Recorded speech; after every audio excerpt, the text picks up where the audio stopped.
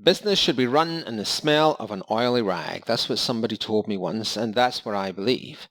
Recently, I had a bit of a cull of some of the expenses, and I try and look at the expenses in each of the businesses at least once a month, because it's so easy for businesses to accumulate things that they don't need, particularly if they've been going for a very long time.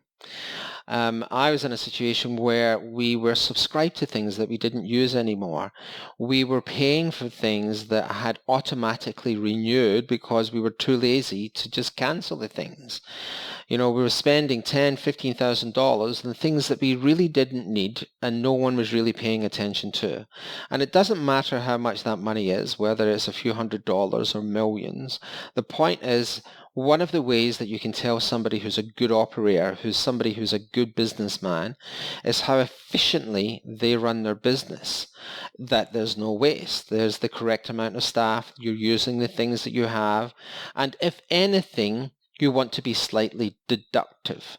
In other words, you can take things away from a business, and it's very noticeable if you take over a business. You can see the waste and you can start taking things away. I mean, what can you take away and still operate that business as efficiently as it's always been, or even better? So, and every business owner knows there's waste that can be cut. It's just sometimes getting the time, sometimes it's getting the motivation, sometimes it takes work to close things down, but it has to be done. So, what I admire when I see a business or look at a business, and some of the bigger companies that I follow, I can see the ones that are paying attention to those expenses. As somebody once told me, a very wise old businessman says, the one thing is always true in a budget and a projection is the expenses. Revenue is something else, but you can always guarantee your expenses are there. So you just got to keep an eye on that.